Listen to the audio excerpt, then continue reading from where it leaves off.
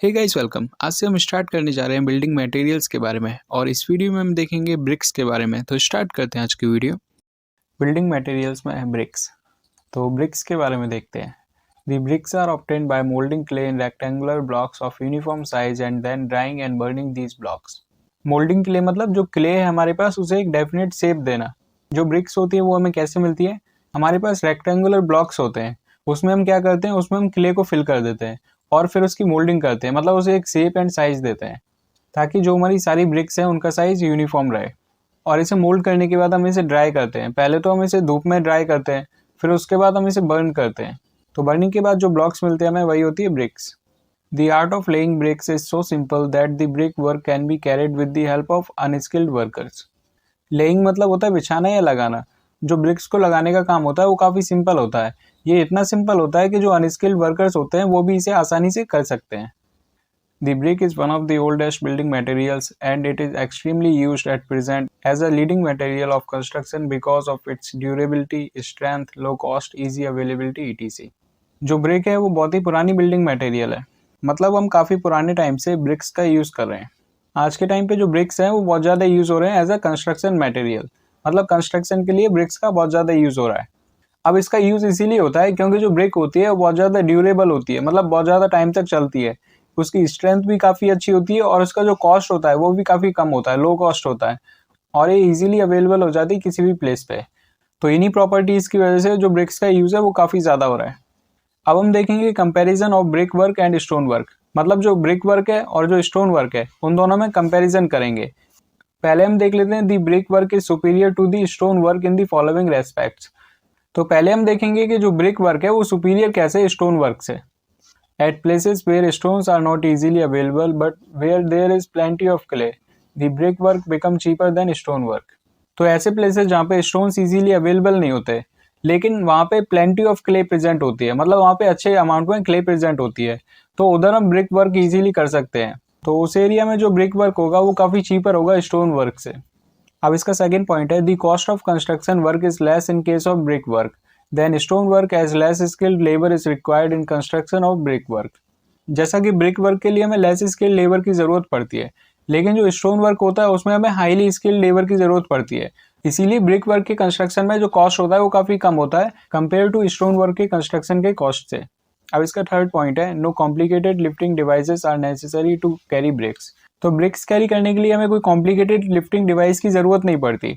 अगर हम स्टोन की बात करें तो उसके लिए हमें लिफ्टिंग डिवाइस की ज़रूरत पड़ती है, लेकिन ब्रिक्स के लिए हमें ऐसा कुछ डिवाइस की ज़रूरत नहीं पड़ती।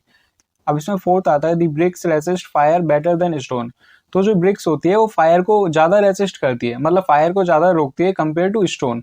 अगर आपने स्टोन को देखा होगा, अगर स्टोन पे थोड़ी हीट देते हैं तो पूरा स्टोन हीट पकड़ लेता है, मतलब पूरा स्टोन हीट अप हो जाता है, पूरा पत्थर गर्म हो जाता है, लेकिन जो ब्रिक होती है वो फायर को रेसिस्ट करती है। तो ये तो हमने देखा जब ब्रिक वर्क होता है सुपीरियर। अब हम देखेंगे जब ब्रिक वर्क होता है इन्फीरियर और जो स्टोन वर्क होता है वो होता है सुपीरियर। तो जब ब्रिक वर्क इन्फीरियर होता है और जो स्टोन वर्क होता है वो सुपीरियर होता है, तो उस केस में भी देख लेते हैं क्या क्या होता है।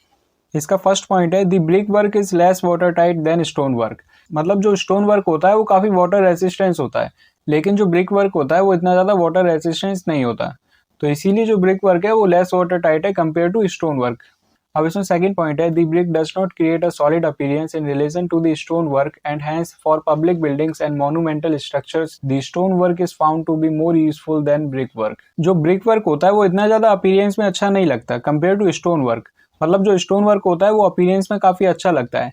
तो इसीलिए जो पब्लिक बिल्डिंग्स होती हैं या फिर मोन्यूमेंटल स्ट्रक्चर्स होते हैं, मोन्यूमेंटल स्ट्रक्चर मतलब जब हम किसी पर्सनैलिटी का स्टैचू बना देते हैं, ये जो स्ट्रक्चर्स होते हैं वो स्टोन से बने होते हैं, ब्रिक से नहीं बने होते, क्योंकि ब्रिक से जो इनका अपीयरेंस होता है वो इतना अच्छा नहीं लगता कंपेयर टू स्टोन। अगर स्टोन से हम ये स्ट्रक्चर्स बनाते हैं तो ये काफ़ी ज़्यादा अट्रैक्टिव लगते हैं। तो इस केस में जो स्टोन वर्क होता है वो यूजफुल होता है ब्रिक वर्क से। अब इसमें थर्ड पॉइंट है दी stone work is stronger than the brick work. जो स्टोन वर्क होता है वो काफ़ी ज़्यादा स्ट्रॉन्गर होता है ब्रिक के वर्क से। अब आता है इसमें fourth point the stone work is cheaper at places where stones are easily available. तो ऐसे प्लेसेस जहाँ पे स्टोन्स इजीली अवेलेबल होते हैं उधर जो स्टोन वर्क होता है वो काफ़ी ज़्यादा चीपर होता है। अब हम देखते हैं इंग्रेडिएंट्स ऑफ गुड ब्रिक्स, मतलब जो ब्रिक होती है वो किस किस से मिलके बनी होती है। तो इसमें सबसे पहले आता है alumina. It is the main ingredient of every kind of clay.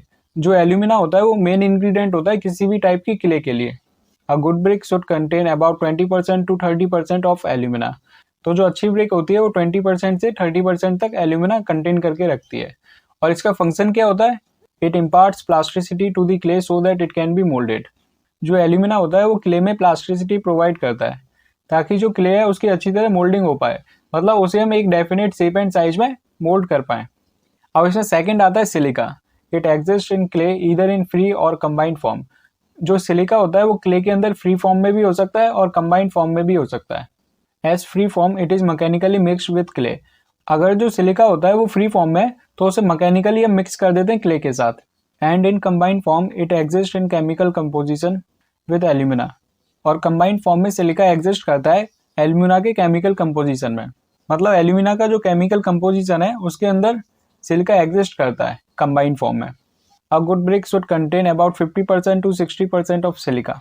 जो अच्छी ब्रिक होती है वो 50% से 60% सिलिका कंटेन करके रखती है। अब इसका फंक्शन क्या होता है ये भी देख लेते हैं। This prevents cracking, shrinking and warping of raw bricks. जो सिलिका होता है वो प्रिवेंट करता है ब्रिक के अंदर क्रैकिंग, मतलब उसमें क्रैक नहीं आने देता, ना उसे श्रिंक होने देता। और वॉर्पिंग मीन्स होता है मोड़ना। तो जो सिलिका होता है वो ब्रिक को वॉर्पिंग से भी प्रिवेंट करता है। अब इसमें और देख लेते हैं।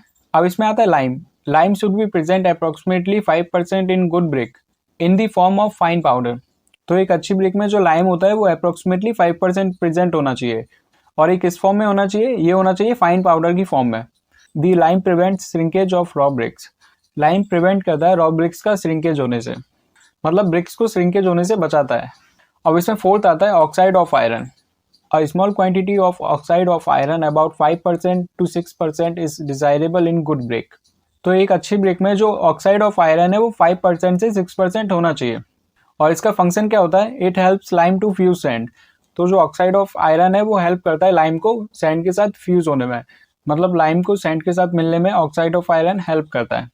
It also imparts red colour to the brick. और ब्रिक्स में जो रेड कलर होता है वो भी ऑक्साइड ऑफ आयरन की वजह से होता है। अब इसमें फिफ्थ है magnesia. A small quantity of magnesia in bricks imparts yellow tint to the bricks and decrease shrinkage. Small quantity में जब मैग्नीशिया ब्रिक के अंदर मिला होता है तो वो येलो कलर प्रोवाइड करता है ब्रिक को और डिक्रीज करता है श्रिंकेज, मतलब ब्रिक का जो श्रिंकेज होता है उसे भी डिक्रीज करता है। सो इस वीडियो में इतना ही, मिलते हैं अपनी नेक्स्ट वीडियो में। Thank you for now.